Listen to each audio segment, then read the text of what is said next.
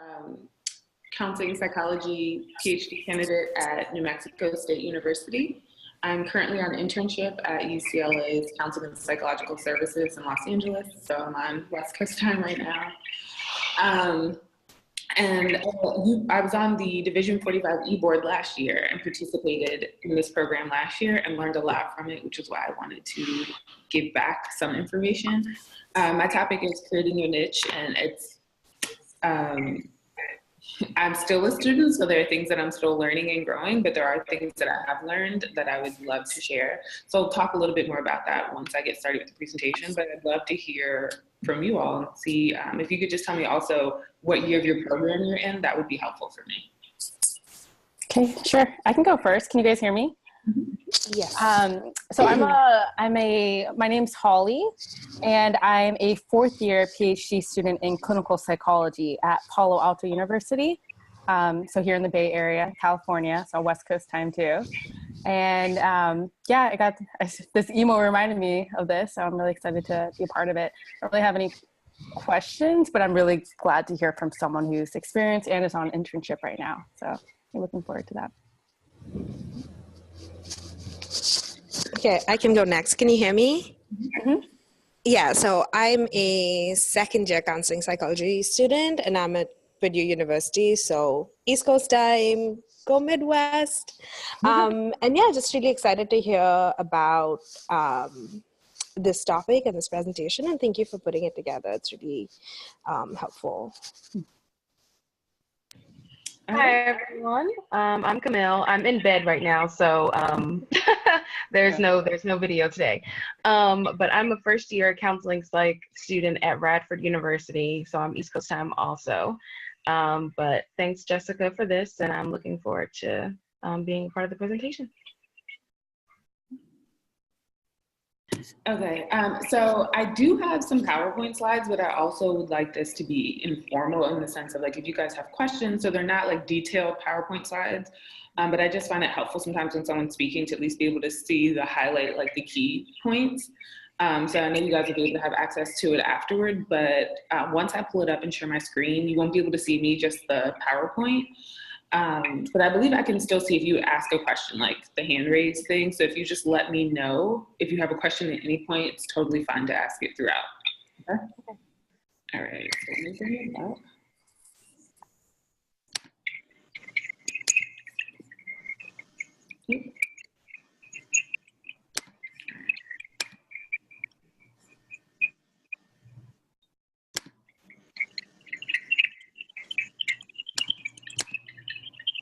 Okay, can you guys see it? Yep. Okay. All right. So I've already kind of introduced myself. I was sharing earlier, so I have accepted a postdoc, so I will be starting postdoc in September, hopefully after graduation in dissertation defense this summer at a VA. And so I think for me, that is a part of getting to the VA. This will be my first VA experience. Is a little bit about part of my story of like how to create your space. I've had a variety of clinical and research experiences. So I do have my master's in counseling. I have attended an HBCU for undergrad, a PWI for my master's, and a HSI, which is Hispanic Serving Institution, for my PhD. So I've had a lot of different experiences, and I really try to embody the scientist practitioner model. So I try to, clinical work is my focus, but I had the opportunity to be a NIH supported scholar throughout my doctoral program for the research component. So part of like what I'm going to be talking today about is a lot of it coming from my personal experiences, but trying to use resources and things that I've heard about that may be applicable to people across, like things to look into and kind of how to figure it all out. So my goals today are to discuss a little bit about mentorship, creating a supportive environment, and how to seek opportunities that can help to set you apart. One of the things I want to highlight about seeking opportunities that help to set you apart is a reminder that you are always going to be unique. And so I debated even putting that phrase in there, but I know it was at the part of the description, is I think sometimes we get into, as a grad student, we try to do a lot you will hear sometimes people who are like, it's like, how do you even have time to be a part of like 75 groups, 3 practicums, and a research lab? Like, how do you have the time? And people are doing a lot of that work to help themselves apart. And I think that that can be helpful. But the goal is also to try to be intentional. So sometimes I think as grad students, we can fall into the trap of being busy for the sake of being busy. And it may not actually be helpful in trying to get to the goals that we would like to get to. And so there will be sometimes we'll have some experiences and we're like, that didn't even end up being, like, wasn't something I had to do, that added stress. And so one of the things I will encourage you as you seek opportunities is that all of your opportunities will help to set you apart. And so I encourage people to be intentional about the things that they commit their time to, so that you can also have time for self-care, because it doesn't matter if you're a part of everything if you burn out easily, you know? So what is the purpose? So when I think of this, I think about like, how do we create our space? Like, what is going to be your professional trajectory? Like, how do you clarify it? Like, what is the space that you want to take up in the field of psychology? And so for me, it was helpful to think about my future. Being present and mindful while you're in grad school, but also thinking about what's that going to look like afterward. Do you want predominantly a research career or a clinical career? Is there even geographically a place that you would like to live? And one of the things that helped me was to think dreams, not goals, because I was an English major in undergrad. And so I've learned that language is really important. And so often when we think about what our goals are, we limit ourselves without realizing it. So like, my goal is to graduate. My goal is to get this paper turned in. My goal is to pass this class. But when you think about what your dreams are, we often think about things that are unattainable. And so when someone asks you what your dream is, you might be like, my dream is to open my own private practice and like work in this research lab and be able to teach.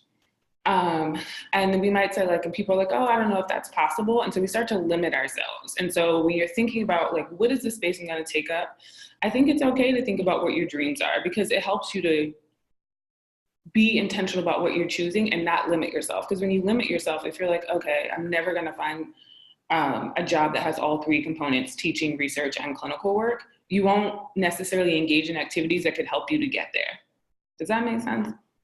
And so I think that we get so set in like the whole SMART goals and setting small goals in grad school that we forget about like the passion part. And like, if you had no barriers, what would you do? And work toward that. Because you're going to set the little goals. You're going to do things like comps and applying for internship. Like, those are things you're going to do. It's like, what do I want my career, what do I want the rest of my life to look like? And that leads me to the second point, that I believe in creating a niche that we have a lot of experiences that are not professional experiences. And I think that it's totally okay to integrate your life experiences with your professional experiences.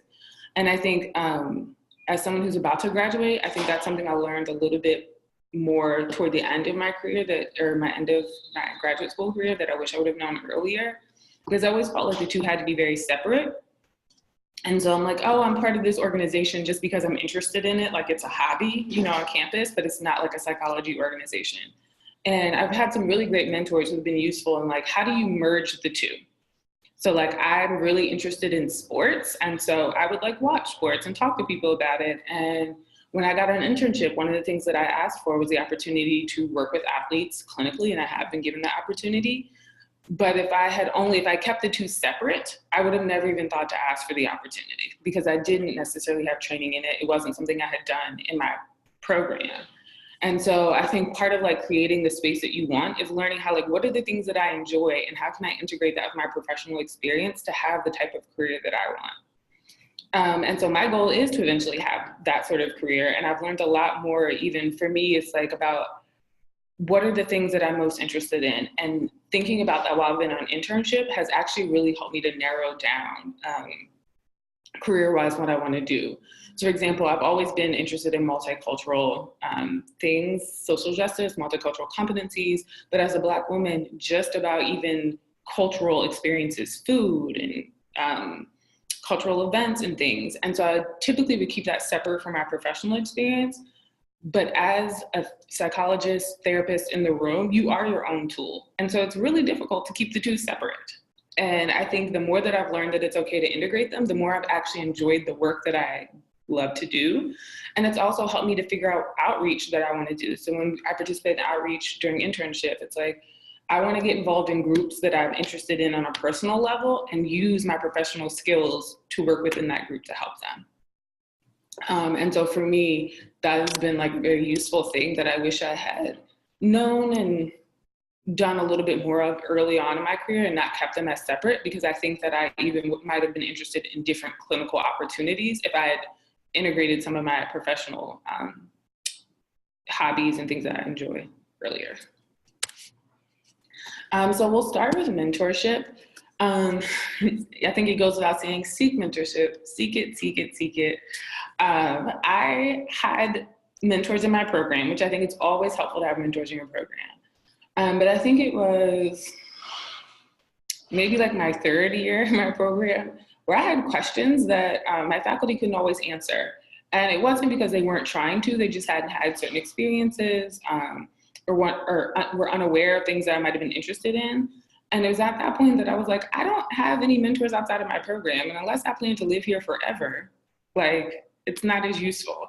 And I think it was the summer after my third year, I just went on the spree of like emailing people all the time. And sometimes it worked out, people responded, sometimes they did not. But even when I would be on listservs and I would see somebody would email something, one of my mentors currently, who, I mean, has been a tremendous resource for me, I reached out to her on a listserv. She has sent a listserv about something totally irrelevant. And I had seen her reply to different things on listserv. And I just kind of emailed her and was like, hi, like, I'd be interested in like anything that I could do to help you. Like, I know that you're looking for someone that's a professional, but as a student, this is something I'm interested in. And I even let her know I'm looking for some mentorship. And that's how we connected. It wasn't through like a formal program. There were just several things that she replied to in a listserv that I felt like really resonated with me and things that I valued. And like, how do you get to a place that you feel comfortable sharing these things, but the career trajectory that she was in that was influencing her thoughts on the listserv? And so I encourage seeking mentorship outside of formal mentorship programs. I think it's nice to be paired with somebody and it's helpful, but I also say, like, don't hesitate to ask and to be aware that mentorship looks different. I have mentors from college that I might talk to once a year, if that, and that's fine for that relationship. And then other mentors I talk to, we have a regular call set up monthly. So it's kind of like when you're in a relationship, like one person isn't going to fulfill every need, you know? So it's okay to have multiple mentors across disciplines, people that are the same age, the same peer as you, but also to have people that are like early career, late career, people maybe in administration, because there's something you can learn from all of them that might help to shape the dreams that you have that will later influence your goals. So when I think dreams, I'm thinking bigger and goals is like funneling it. And so I think it all helps. Of course, through the APA divisions, a lot of them do have mentorship programs. So if you're a part of a specific division, I would encourage you to reach out to your student e-board or look on the website, but get paired with a professional, like through a professional program with a mentorship. I know for research, NIH also has one. I cannot tell you exactly the name. The acronym is NRMNS. And it's a research mentorship program that's a little bit, it has structure, so it's formal, but also informal. And I did that for one of the rotations. I think they do it by semester and you can sign up, it's free. You create a profile and then you indicate what you're looking for in a mentor, and then they will match you with a mentor through that. And it's people across the country. And through that program, I was paired with a male social psychology faculty member who was of a different ethnicity than me. And at first I was like, I don't know, we don't have anything in common. But his feedback, being someone who wasn't in a clinical part of psychology, was absolutely helpful, even for things like, how do I reach out to other mentors? How do I write up things? I'm interested in program evaluation, and even some of my clinical stuff, he was helpful for because he was objective. He was on the outside. So he was like, let's practice how you talk to people about these issues that aren't in your field. So it was, for me, totally invaluable. And after that experience, I started to seek out mentors who were not necessarily specifically doing the work that I wanted to do, because I feel like it was super helpful to kind of expand my network. And then on the flip side, be a mentor. I have on the other side signed up for mentor programs to mentor somebody and learned a lot from those programs as well. Because you all have something to offer. You've already gotten into grad school. And so at some point, you already have some skills. You know how to write cover letters. You know how to navigate certain classes to choose. Depending on what year you are, you might know a little bit about how to navigate research labs or seek certain practicums. But through that program, I've also been able to meet essentially peers that are across the country. And even when we've been in the same year, I've learned a lot from them because every program does things differently.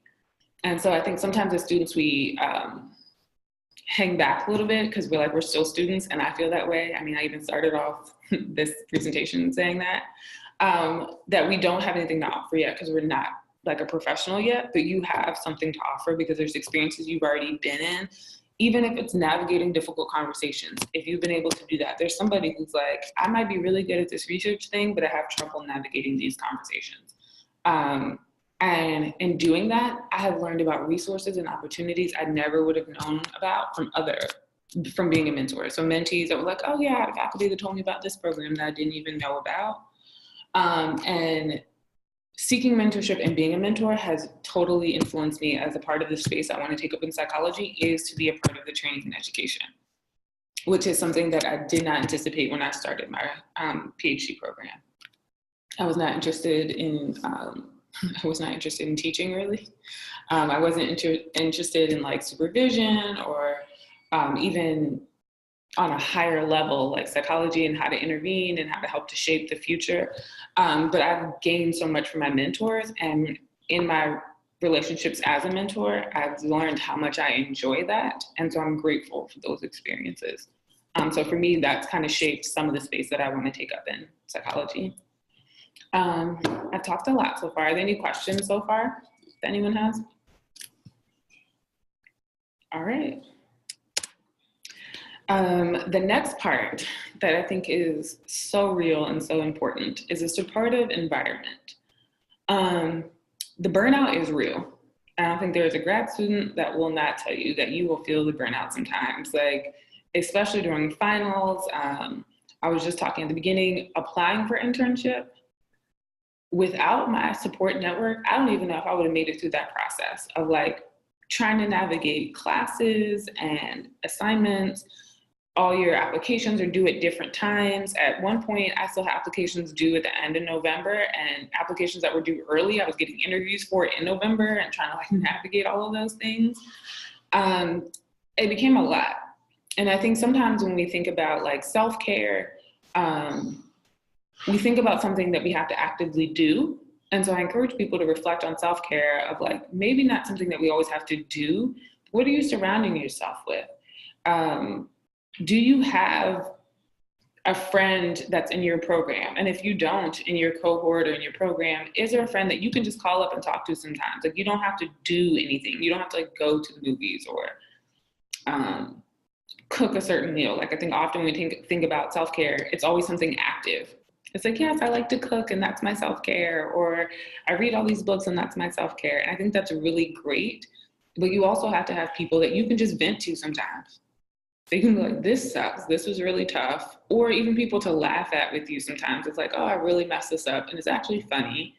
And we can problem solve this together, but we're gonna laugh about it first, because I think the relationship part is what can be really helpful. And it allows you some space to grow. Sometimes when you're talking to your friends or family, whoever you consider your supportive environment, that's when you might start to think out loud. Like you might see a problem or something that has come up for you, and you might make a comment like, I really wish that this would have happened. And that's somebody that can remind you like, yes, you can do something about it. Like that can be a part of your career too. You really wish that you would have learned more about specific practicum sites. That might encourage you to go into something like training and education. So having that supportive environment can be helpful in nurturing kind of what some of your career goals are. Identifying a professional home. I have several divisions that I belong to in APA, but I also identify with professional homes outside of APA. This year, I'm the the student coordinator for the annual meeting for the Society of Behavioral Medicine, and that has become a part of my professional home outside of the divisions that I belong to in APA. And that was kind of by accident.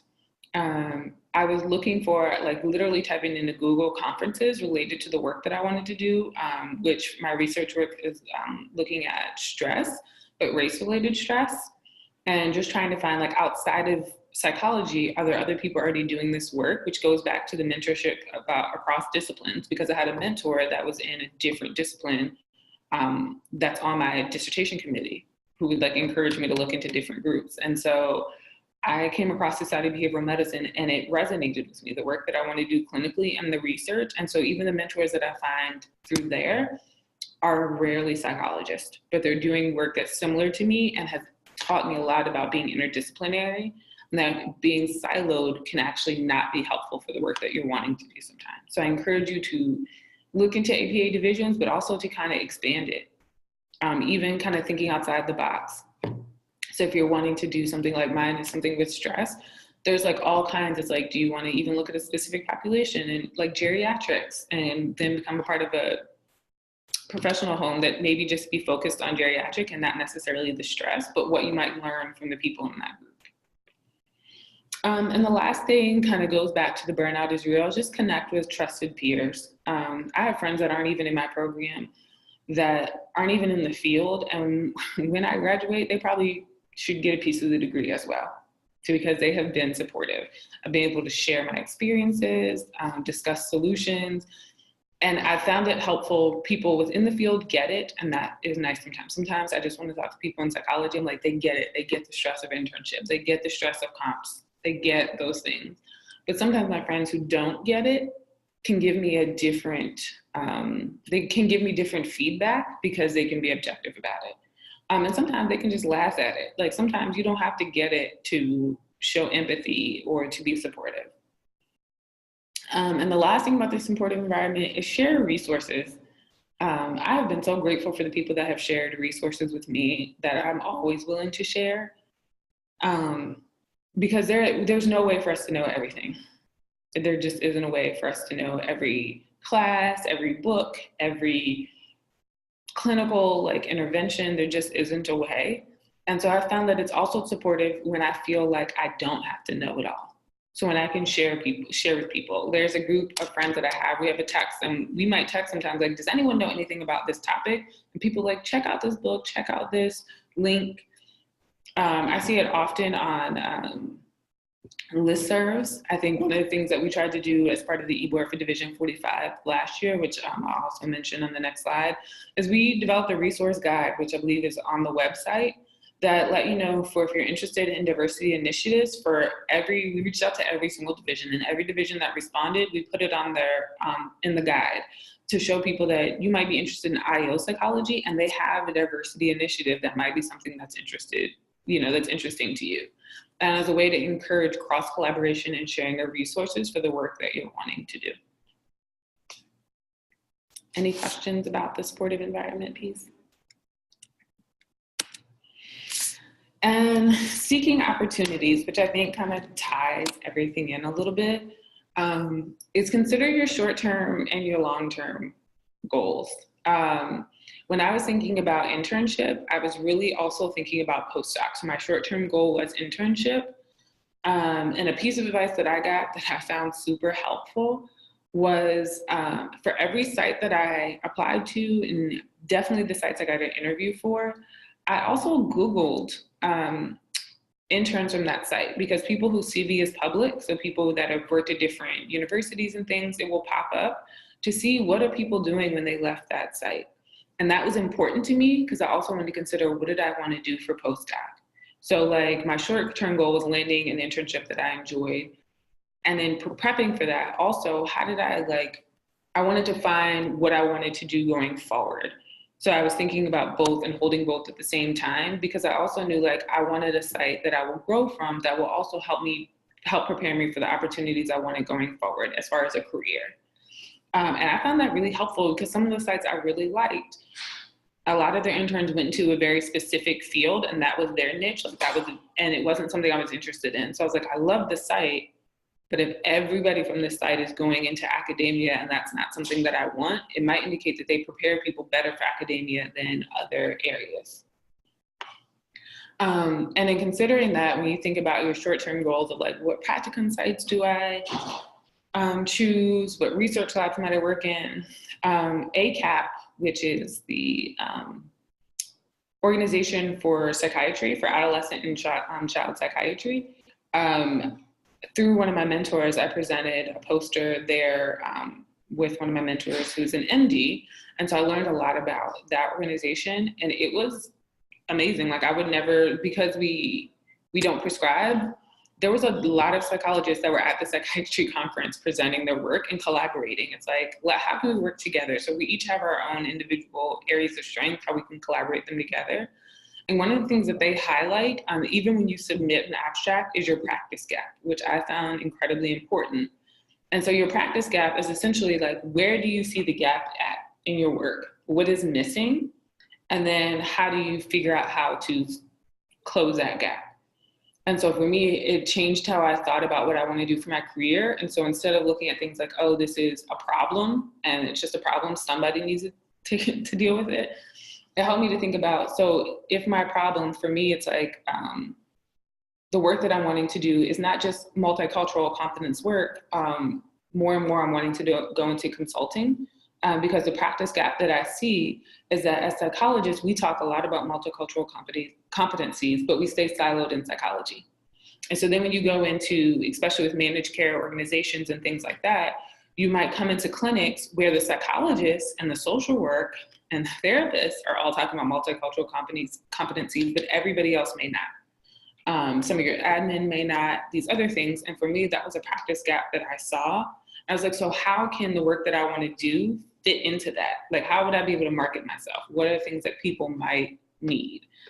And so that's kind of like how I've been able to marry and integrate stuff that I'm passionate about, which is racial and ethnic people of color, specifically for me, men, Black men, and I look a lot at like health outcomes and looking at where are they going? They're typically going to the doctor's office. And so not only, it would be a really tough job for the psychologists and therapists in those offices to see people and be responsible for training everybody in their multicultural competencies. Like, that's multiple jobs. And so wouldn't it be nice if people could hire somebody that is similar to like a consultant? Like, I don't work for the organization, but I come in and do some work with them. That's not like everybody needs to close a clinic for a day and get a training. It's like, how can someone come in and say, here are ways that you can incorporate these things in, and take some of that work off of the psychologists and therapists, because that is a lot of work when you're in a clinic. Think about the clinical work that you do and how difficult it would be if you're also responsible for training everybody on top of the work that you're doing. And so I use that as an example to help people think about the opportunities they want to seek. Like, what is a practice gap that you're seeing? And then how could you market yourself to fill that? And then what are skills that you would need to be able to do that? So you can envision yourself filling a gap without the skills. Like, often we can think, like, I know this is what needs to happen, but how do I get the skills to be able to provide that? Other ways to seek opportunities, I mentioned the Division 45 resource guide. And when I close the PowerPoint, I can tell you who wrote it, but there is a PDF of like it's a guide, kind of like a mini book, Surviving and Thriving in Academia. And I felt like they do an awesome job of showing you how to seek opportunities in a university academic setting, multiple opportunities. So they talk about like early career versus late career. Do you mentor? Do you teach? Like, it's across like all these things. Like, do you have to just stay in the psychology department? What are other departments that might be able to benefit from what you have to offer as a psychologist? Like, they do a remarkable job of like talking to you about how to choose those things and how to figure out within a university setting, like, where do you fit? So I highly recommend it. Also considering alternative platforms. I do a lot of research, and I'm not keen on publishing in psychology journals all the time, not because I don't like them, But because for me, I feel like it's a practice gap. We're providing research to each other. So the other people that are reading the journals are other psychologists.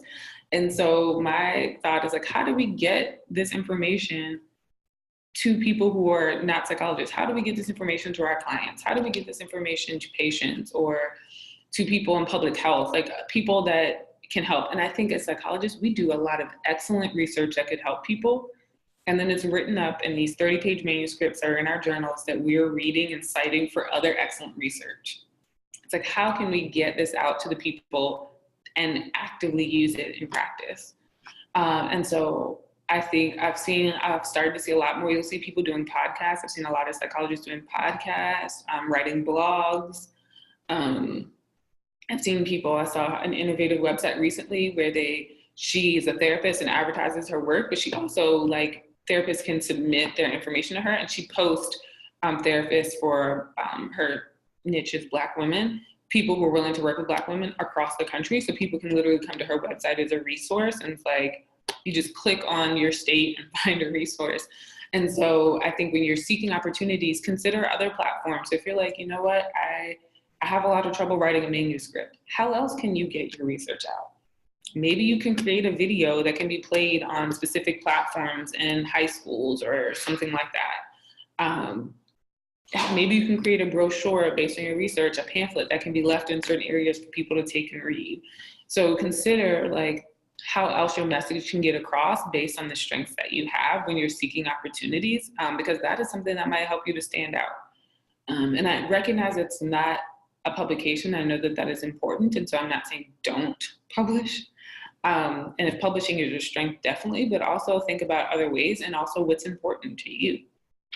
There's plenty of ways to get internship sites, postdoc sites, jobs, if you haven't published. And if you're like, that's not really a value for me, this other thing is a value for me. And I will say the caveat, I have published, so I do it, but I also seek these other opportunities. The last 2 points are, make your success and your accomplishments known. I think that's hard as grad students because we always feel like we should be doing more. And we don't always celebrate kind of the little moments when you pass comps, when you get your first publication, when you finish your first year, the end of your first year.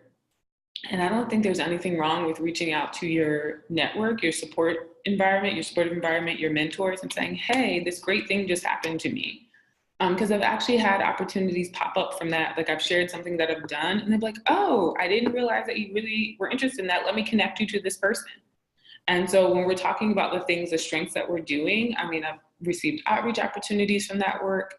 I encourage people to market and brand yourself and be proud of the work that you've done. One thing that my cohort and I used to do in the program was, at the end of every semester, we had dinner.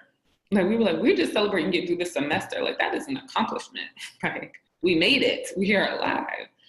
And we would sometimes highlight the things that we were doing. But I remember a few times we would be at a restaurant, people like, what are you celebrating? We would talk about something, and somebody would be like, one time, one of the people in my cohort was able to get a group running because somebody felt like we were talking to somebody, we went to dinner, and they were like, oh, we were talking about this program in the community, and we're able to get a group out of it. So I think it's important to make your successes and accomplishments known. And I think that when you do that, people can recognize, like, oh, let me connect you to things, because they know. When we keep them all to ourselves, people may not know what we're interested in and what our strengths are. And the last point is, the answer will always be no if you don't ask or try. And I say that because I've had fear sometimes in reaching out to people. Like, it can be nerve-wracking to reach out to people that we don't know via email or a phone call or something, especially people that we admire, you know, in the field. We're like, oh, this person is like a celebrity, and they wrote this textbook that I love. And it can feel anxiety-provoking. And my thing is, like, the one thing I know for a fact is the answer will be no if I don't ask. The rest, there is no factual information about that. Maybe they will respond, maybe they won't, but I don't know for a fact how they're going to respond. The only fact I have is that the answer will be no if I don't try. And there have been times where people have not responded. There have been times where they have. One of the mentors that I have that actually was instrumental in helping me to get my internship site, She wrote a letter of rec. She told me once, she was like, you are very persistent. Because when I emailed, she was interested, but then other things were happening. And so I would like follow up in 2 weeks, like, hi, I know that you said we were going to talk at this point. Are we still going to talk? And I was anxious every time because I'm like, she could also just stop responding to me. But she actually, for her, she felt like it demonstrated how interested I was in working with her, but also how committed I was to the work that I wanted to do in getting the training that I wanted in that work. And so I encourage people to also not always give up. Like, people get busy just like we all get busy. Sometimes it's hard for us to respond to our friends, and those are people we know because we're caught up. So it's not always that people don't want to help, but sometimes it just gets on the back burner. And if they've encouraged you, if they've been like, yeah, I'd be interested in talking to you about that, that's okay to follow up and to even work through some of that anxiety sometimes, because it is not easy at all. And that was my last slide. Any questions so far? I'm gonna stop sharing my screen so y'all can see me.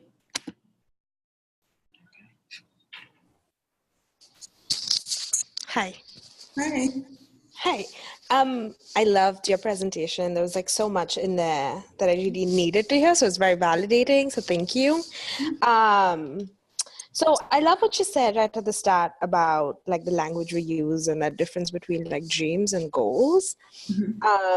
And I find myself seeing like, well, this is what I'm passionate about. And I'm really discovering all these things about myself as I'm going through grad school. But I think what I'm struggling with is like staying with it.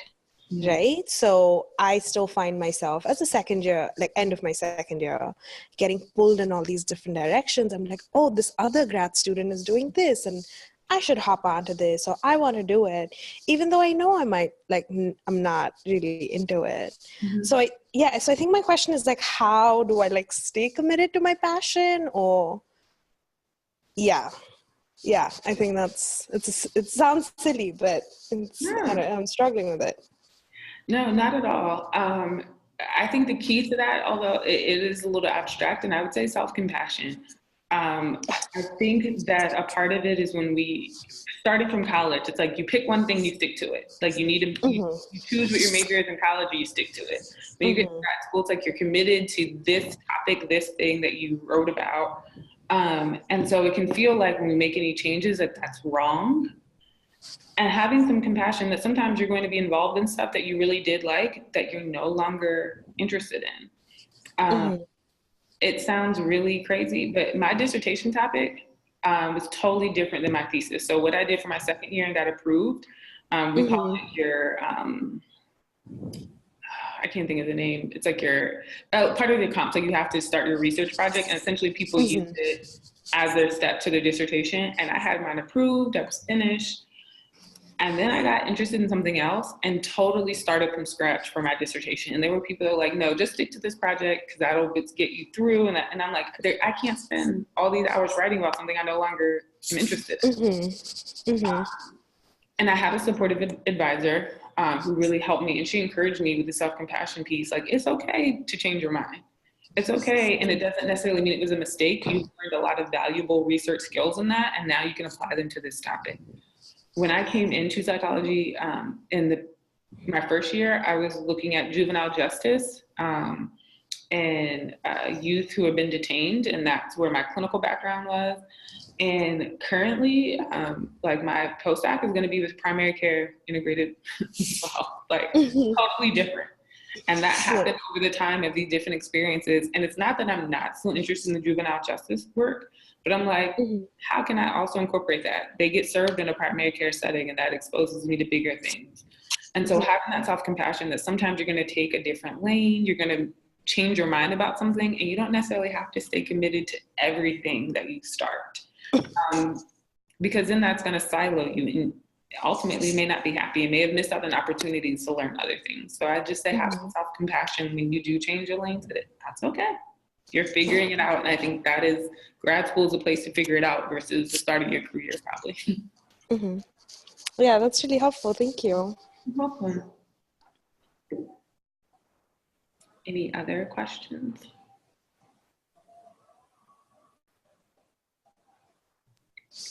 I just wanted to say thank you, Jessica. I think your presentation was really inspiring for me to hear. Kind of, I really liked how you branched out and set up a supportive environment and reaching out to different mentors. And I think some of the things that I have done before and some of the things I haven't done. So it's really encouraging to hear how passionate and how motivated you are to do these things. And I think in a doctoral program for a few years, it's easy to fall into kind of the rhythm of it and just trying to get everything you need to do, getting them finished, and then not reaching out and do above and beyond. So I think just hearing that is really encouraging, and to always align what we're doing right now to the future goal and thinking about what is the passion and what is the long-term goal. Thank you. I really appreciate that, and I acknowledge it's not always easy. I've had in one of my postdoc interviews recently, someone was like, you've had so many different experiences, like how do you know what direction you wanted to go in? And I was able to talk about, and I think that that's the thing, is like, even when you go in different directions, you can always talk about what you've learned that has helped you to narrow it down to what you want to be able to do. And so a lot of even my early clinical work and research was with adolescents and youth. And currently I'm on an internship with college age population, and the work I'm wanting to do is more with adult populations. But I'm like learning about the developmental part with adolescents earlier has influenced my work to want to work with adults. And so I think when we don't always look at when we change our minds about things as mistakes and like, okay, this helped me to grow in this way and helped me to narrow it down, and we can articulate that, then people can appreciate that. Versus you have a lot of experiences and you're like, yeah, because I didn't know what I wanted to do. I just jumped around. It's like, talk about what you've learned, because you're learning something from all of it that's useful. Thank you. And I hear, Holly, you was there something that you wanted to say? Yeah, sorry, I had it on mute. The dog was barking. Yeah, just wanted to say thank you so much. It was just very validating. I think throughout the process, it's kind of normal to feel burnt out and to want to do all these things. And we get in the habit of comparing ourselves to others. So I really like that you touched on self-compassion, because that's really what's gotten me this far, and having compassion for others, and just as much for ourselves. So thank you so much for this. It was really nice for my Sunday. Appreciate it. No, I'm glad to hear that, Holly. You reminded me something when I was talking about the peer mentors. I had a peer mentor in my program that probably gave me the best advice of grad school. And I would tell everybody this because it just clarified things for me. But we were talking once and I was feeling the whole comparison thing that you were talking about, which happens in grad school. It's like all these people, like, how are they managing to do all these things? Right. And he was like, yeah, but at the end of the day, there is no like PhD plus. Like, you have the same letters behind your name. Like, you don't get bonus points for doing all of these things. So figure out, like, what do you like to do and do that, because there isn't, like, a higher degree. It's not like you get a PhD in asterisk when you graduate. Right. That's like, true. You have the same letters. And that, for me, was so helpful in the comparison thing. It's like, great. Like, at the end of the day, we are all equal and they're doing something that they enjoy. And so what can I figure out? But it just, for me, was so relieving to hear, like, this is true. There is no higher step. I love that. Thank you. I remember that. Any other questions? I have a question kind of related to more specifically the consulting work that you were talking about. I'm interested in consulting as well. And I think what you talked about, kind of multicultural training or bridging the gap of what we do and what people do outside of our area is really interesting, because in the past, when I was thinking about consulting, I think for some reason I was thinking more about in a corporate environment to provide multicultural training or training around sexual assault or leadership development, these kind of opportunities. But when you were saying kind of some of those medical organizations or behavioral health organizations, they also need multicultural training. And I think that seems to be more closely aligned with what we're trained to do in a healthcare setting. And I've actually not really thought about that before. So I think that was interesting. And I wanted to hear kind of if you have any insights or experiences in working as a consultant in a healthcare setting. So in my program, we get a minor in integrated behavioral health. So we work as behavioral health consultants is one of our practicums, is what we are within a primary care setting. So we do kind of like warm handoffs, like in the moment. We're there with the preceptor for the residents that are training. And that's kind of what got me interested in the work. And recently I had an amazing opportunity to publish an article with one of my mentors, Dr. Dia Richmond, about cultural considerations for psychologists working in primary care settings. And in doing the research for that manuscript, we also did a webinar for it.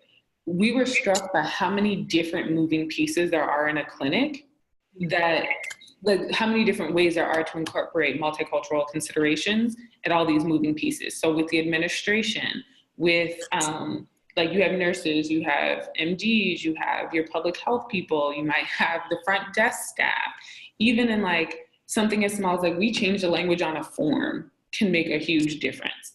And those might not be things that other people are thinking of because that's not their space. So if I'm a nurse and I'm focused on like, you know, taking blood and like helping to diagnose and getting people like for diabetes, decreasing their A1Cs, I might not think about the form necessarily. And so it's like, how can you come into a space and look at, there's so many kind of entryways. And so when we were doing the research for that, we were just struck by that. And there's a lot of people doing some of that work, the program. That's like, we've also talked to people in the community and here are suggestions, like these little things that people can do that got me interested in the consultant work. Cause I'm like, that's a lot to expect the person that's providing the clinical work to also do all the training. Like who has time for that? Like, that's a crazy work week, you know? And so if an organization can have someone that can come in and help them to make those changes, and all that work is not on somebody who's already working full-time in the clinic to provide the clinical services, I think it could be useful. And so that's kind of where some of that came from, and where I think when you think about things like managed care, and psychology and kind of where we're moving forward. Like I've learned a lot in the Division 38 listserv about there's psychologists that work in like cardiac units and surgery units, all the things. I didn't even know that that was a role that they were doing. And looking at the mental health and how does psychological distress influence their return rate after they have open bypass surgery. So it's like, that's why I say when you're looking at opportunities, there's so many ways that psychologists are involved in just about everything, and we don't think about it all the time because we get siloed about like mental health and what that means. And so that's kind of how I got interested in the consultant work, and how I've become even more interested in it, looking at ways that people are already doing it across the country and looking at like, okay, what part might be missing, or where would be the practice gap, where can I fit myself in? I hope that answers your question. Yeah, that's really helpful. Yeah, and it's really refreshing to hear that your program seems like be an integrative part of behavioral health, and that is really helpful, especially with the practicum opportunities and the probably formal training that you have in that area. Mm-hmm. No, it's really helpful. And I encourage, like when there isn't that, I think it was last year, wrote a blog piece for Division 17's website, which is why I talked about like the platform piece. Like it's not something that would have been a manuscript, but it was something shorter, encouraging like for Division 17 as a counseling psychology, we talk a lot about social justice. And I don't know if we always get formal training in that. So it's like, oh, when you get into your career, this is how you should incorporate, like do these things for social justice. It's like, how can I incorporate that into the clinical work or my career that I'm doing? And so I think that like that right there to me is a practice gap. Is like, there's a lot of things that we talk about in our field, and how do we formally train students to practice it and incorporate it as they're training, so that when they get into their career, they're not like, okay, I have all these skills, now how do I add something else? It's a little bit harder, you know, just like clinical work, when you first learn the basics and then you can add stuff. You can go beyond a reflective listening comment or something, you know? So I think that's a practice gap, is that we talk a lot about a lot of things in psychology and we don't always provide the formal training to our students to be able to do it. Thank you so much. And I know that we have a few minutes left, and I wonder for all of our participants or mentees that we have on board, do you have any questions or final comments for today's presentation? Okay. I know that we have a part 2 next Sunday, so also if you think of questions before then, please feel free to send them to me beforehand or to ask them. But I think Yeah. you're about to ask something. Yeah. Ankita, do you have something to say? I might like come up with more questions for the second part because I got cut out for 10 minutes. But yeah, thank you. I just want to say thank you. That was amazing. Oh, you're welcome. Yeah.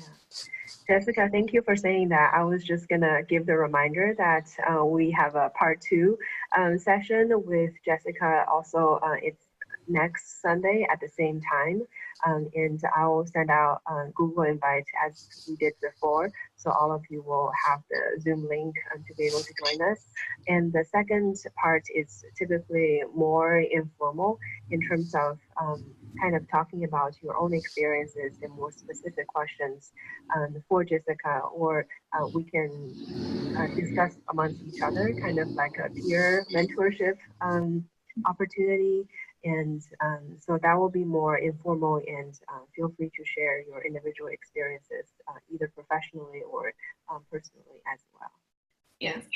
And also feel free to ask me questions about specific like clinical things. I've done clinical work across the lifespan in different type of settings and done some nonprofit work. So I have a lot of different experiences that if people have questions about, that I'm happy to provide information. And what I don't have, I'm happy to reach out to other networks and figure out how to get you an answer. So thank you so much. Yeah. And Jessica will be willing to share your PowerPoint slides with the mentees and the students. Yes. Yeah, if you can send it to me, I can put it up on our program, the Google Slides, which is our program guide. Yeah, so everybody will be able to see that. Okay. Yeah. All So right. I just want to thank you for all of you for being here. Thank you, Jessica, for taking your time and sharing all of these valuable and also inspirational pieces with us. And thank you, Holly, Ankita, and Kamel, who's on board today and share this space with us. All right. Have a good afternoon, everybody. Have a good rest of your Sunday. Bye. Bye.